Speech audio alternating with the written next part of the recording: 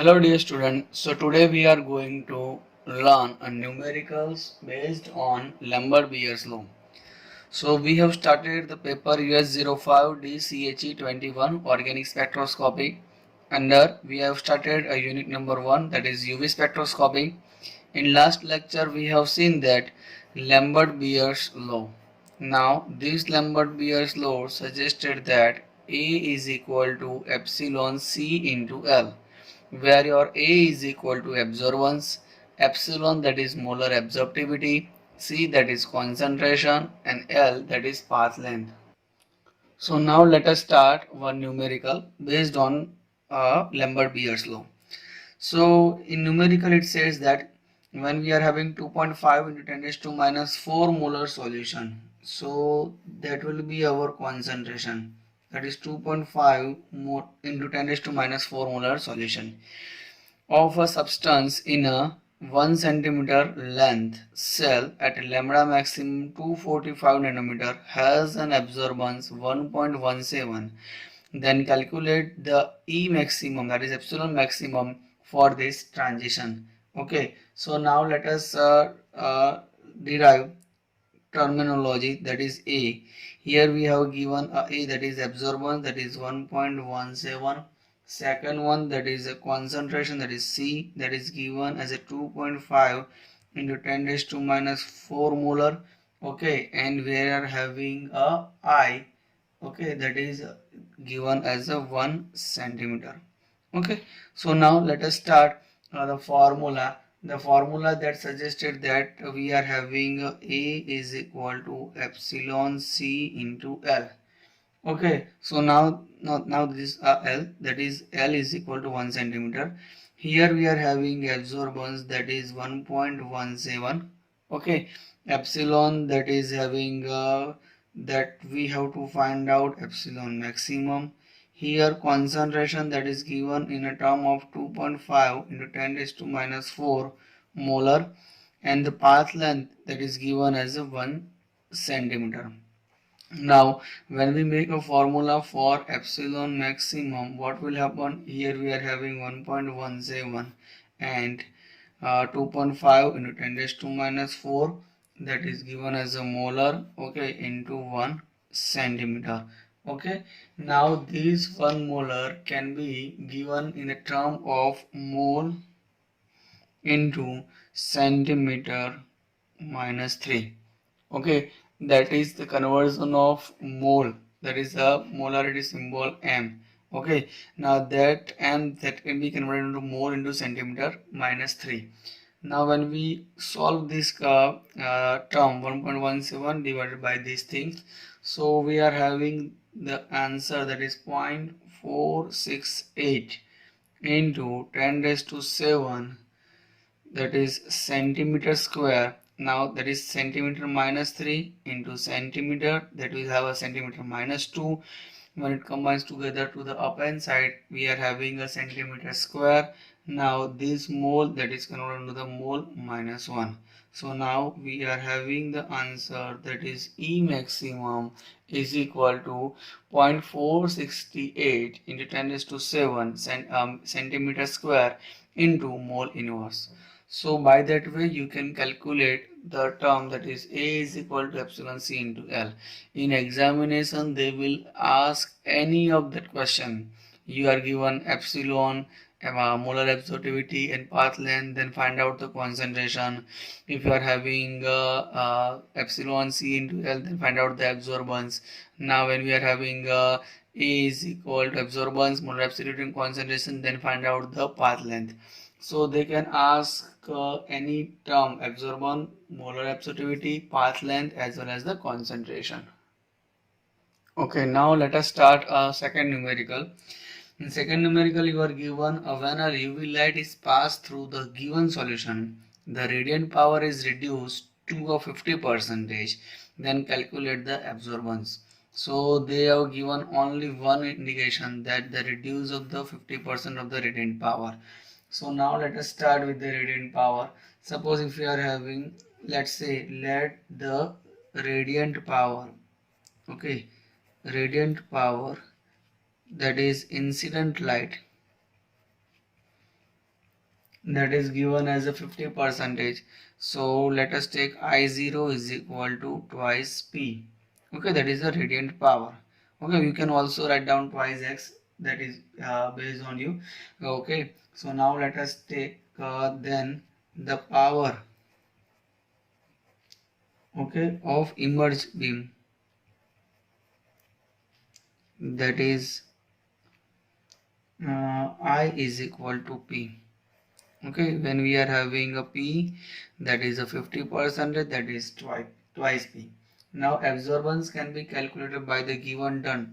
Suppose if you are talking about the A is equal to epsilon C into L, where your A is equal to log I0 by I, that is absorbance. So suppose if you are having, if you want to calculate the absorbance, we have to put log I0 by I. Now log I0, that is log I0, that is our twice P, and upon P. So P will be cancelled and you are having A is equal to log 2. Now that log 2 is equal to, that is 0.3010.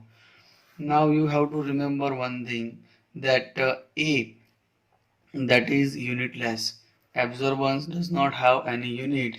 That you have to remember, that whatever the value we are having, that is A is equal to 0.3010. So this is a quite simple example, but they have twisted that the radiant power is reduced to the 50%. In examination they can ask it 30 percentage, 20 percentage, whatever. So you have to give the formula, you have to apply this formula, that is log I0 by I. Now this log I0 by is equal to absorbance. Okay, so in this case you are not applying any formula, that is A is equal to epsilon C into L. Why? Because you are not given any type of concentration or path length or molar absorptivity, etc. You are only given the radiant power, that is reduced to the 50 percentage, and then you have to calculate the absorbance. So you have to apply this formula, that is log I0 by I is equal to absorbance. Okay, spectroscopy, that is the types of transition. Now according to the MOT theory, okay, when any molecule absorb the energy, the bonding electron will travels to the anti-bonding. As we know that we are having this diagram, let's say that is our energy diagram, this is our energy. Now when we are considering about the ground state, we are having a bonding orbital. Okay, in bonding orbital we are starting with the sigma orbital. Then after we are having a bonding orbital for the pi. Then after we are having a non-bonding orbital, that is our n. Then after we are having anti-bonding orbital, the first anti-bonding orbital, that is our pi star. Then after in the last we are having anti-bonding orbital, that is sigma star. Now this chart you have to remember. Now from this chart we will be considering about the electronic transition. What are the transition that is going to occur in UV spectroscopy when we are doing any analysis of any molecule. Okay, so now let us start with our electronic transition. So first transition will be sigma to sigma star. So that is our first transition, when electron travels to the sigma star orbital. Now second one, that is pi to pi star orbital. So this is our pi to pi star orbital. Now third one, that is n to pi star. So this is our n to pi star. And fourth one, that is our n to sigma star. Okay, so now this is the energy. So now by seeing this energy, we can have the energy required for transition obey this following order. Now from this chart we can consider the order. So what will be the order of this energy? So first there will be the sigma to sigma star, then after n to sigma star, okay, then after pi to pi star, okay, and last one, that is n to pi star. So this is our order, that is sigma to sigma star, then after n to sigma star, then after pi to pi star, then after n to pi star. Look at the energy gap. Here we are having the maximum energy gap, that is E is equal sigma to sigma star, then after n to sigma star, then after pi to pi star. Now these n to sigma star and pi to pi star both are having a similar type of energy gap. Okay, so now here we are having last, that is n to pi star. So here I want to also tell you something, that this energy, in the term of the spectroscopy, you have to remember this term also, E is equal to hc upon lambda. Now when your energy is maximum, your wavelength will be minimum. Your energy will be minimum, your wavelength will be maximum. So in that case you can say this is the energy. Okay, this is the energy diagram. So in energy we are having sigma to sigma star highest and n to pi star as a lowest. But when we consider about the wavelength point of view, and the wavelength point of view, the n to pi star which is having a maximum wavelength as compared to sigma to sigma star. Okay, so now let us understand what is sigma to sigma star, what is n to sigma star, pi to pi star, n to pi star. In which type of molecule you are finding that sigma to sigma star, n to sigma star, or pi to pi star, or n to pi star transition. So now let us understand the first transition, that is sigma to sigma star transition. Now it is a very high energy process since sigma bonds are in general very strong. The organic compounds in which all the valence electrons are involved in the formation of sigma bonds do not show absorbance in the normal ultraviolet region. Suppose when we are considering about the sigma to sigma star transition, you have to consider that there is only a one bond formation, that is a sigma bond. Let's say suppose if you are having a ethane molecule like this. Okay, so this is our ethane molecule. Now this is the bonding formation of ethene molecule. Let's say suppose if you are having CH3 and CH3. So one electron from the here, that is shared by the carbon. There is another electron that is shared by the carbon. So there will be the 4 electron by the carbon. This carbon is also having a 4 electron. Now when we are having a sigma to sigma star transition, what will happen? This one electron from the sigma bond travels to the anti-bonding orbital.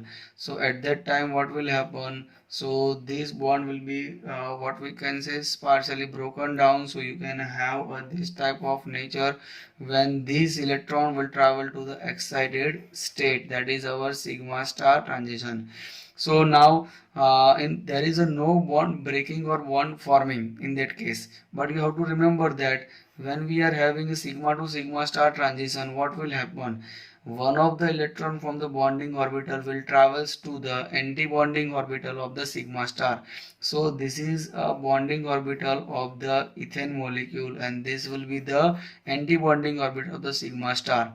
Okay, so now the sigma to sigma star transition, as we know, there will be a sigma bond formation. So when we take any hydrocarbon, okay, now when we are taking any hydrocarbon like methane, ethane, propane, butane, hexane, there will be only a sigma bond. So there is a maximum possibility, or we can say there is a possibility of only a sigma to sigma star transition. So in the sigma to sigma star transition, as we know, this is having a higher energy as compared to other transition. But another thing you have to remember that this will occur as a lower wavelength. So the wavelength will be lower.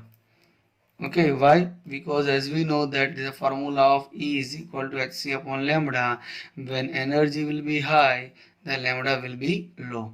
Okay, so by that way you can remember that sigma to sigma star transition, that will only occur when we are having only a sigma bond. If we are having a sigma bond, there is only one possibility of sigma to sigma star transition. So that possibility, that will only occur when we are having a hydrocarbon. So when we are having a hydrocarbon, there is only possibility of a sigma to sigma star transition.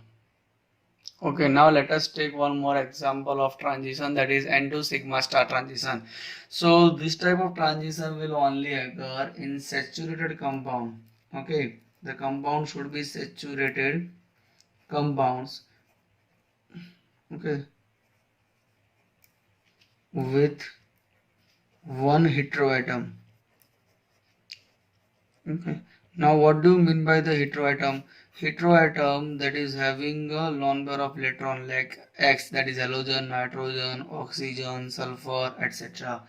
So now, if a compound is having a saturated, when it is bonded to the heteroatom, then N2 sigma star transition will be occur. Let's say one example, that is we are having a, let's say CH3Cl group. Okay. Now here we are having a halogen which is having a 6 lone pair of electron. Okay, so now here the sigma bond that is attached to the heteroatom, so that is why this transition, when we are having n, that is non-bonding of electron, okay, now that will undergoes the N2 sigma star. So non-bonding electron will travel to the anti-bonding of the sigma star. So this is our non-bonding electron, so that will travel to the excited state.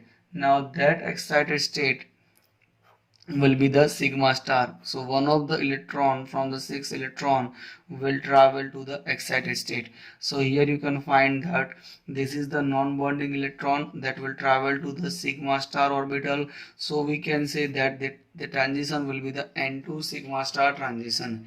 So now this transition may be occur in the, let's say, CH3CH2Cl, or we can say CH3OH, or we can have a CH3NH2 compound, or we can say CH3SH compound. The sigma bond that is attached to the heteroatom, sigma bond that is attached to the heteroatom, sigma bond that is attached to the heteroatom, then there is only one possibility of N2 sigma star. Okay, you have to also remember that when we are talking about the N2 sigma star, so there is also possibility of a sigma to sigma star also. Suppose if I am talking about this molecule, that is CH3Cl, now this bond which is having a N2 sigma star transition, but what about this bond, that is CH bond, that is only having a sigma to sigma star transition. Okay, so this is having sigma to sigma star transition when we are having only a carbon hydrogen bond, or what we can say hydrocarbon. But when we are having a carbon with the halogen, we are having a more possibility of the N2 sigma star. So there is possibility of sigma to sigma star as well as the N2 sigma star, but the more predominant transition in this compound, that will be the N2 sigma star transition. Okay, now N2 sigma star, which is having a lower energy, okay, lower energy, that as compared to the sigma to sigma star. Okay, so if we are talking about the lower energy as compared to sigma star, sigma to sigma star, okay, so there will be the more wavelength, okay, more wavelength as compared to the sigma to sigma star. Lower energy as compared to sigma star, and more wavelength as compared to sigma to sigma star. Okay, so now this is our N2 sigma star transition. Now let us talk about the pi to pi star transition. Now this pi to pi star transition, that will only occur when we are having a double bond, or we are having a triple bond. Now this double bond or triple bond, that is only have the carbon, not the heteroatom. Then and then this transition of pi to pi star transition will occur. Suppose let us talk about the pi to pi star orbital. Suppose if you are having a ethene molecule like this, okay, that is CH2 double bond CH2. Now we are having this type of electron, okay, that is the 2 electron that is shared by this carbon, 2 electron that is shared by this carbon.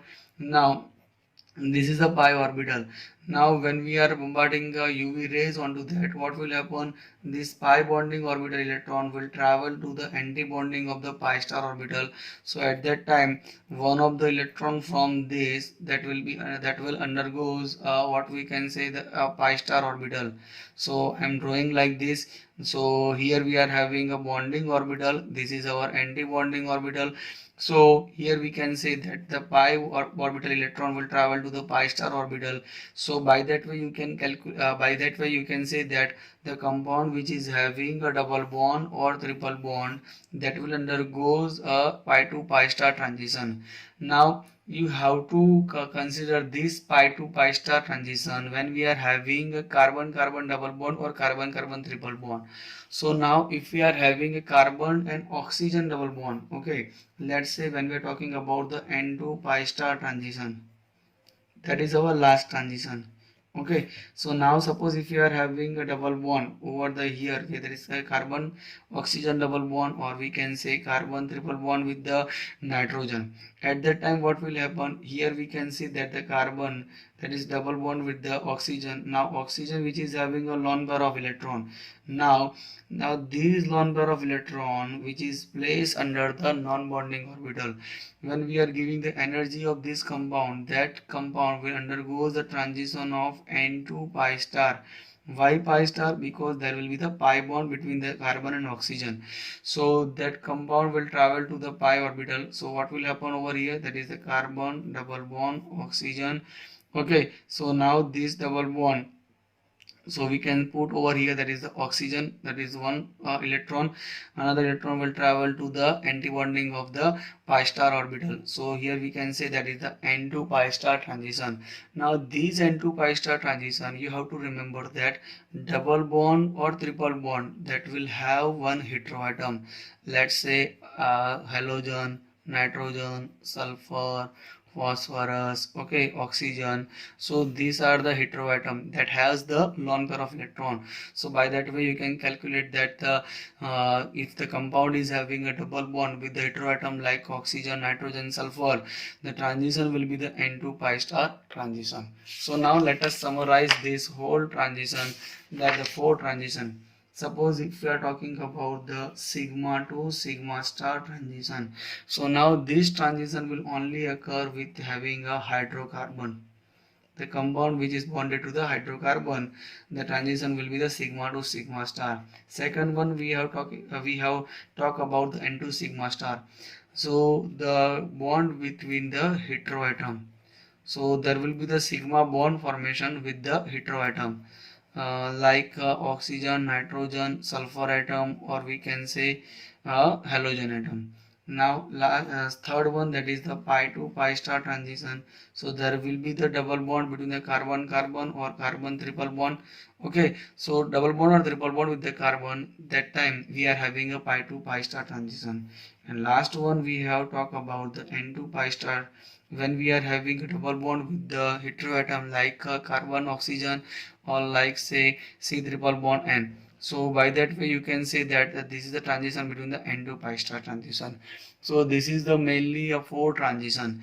Now in the transition you have to remember that the sigma to sigma star transition, which is having a higher energy, and when we are talking about the wavelength, okay, now this wavelength will be the lower.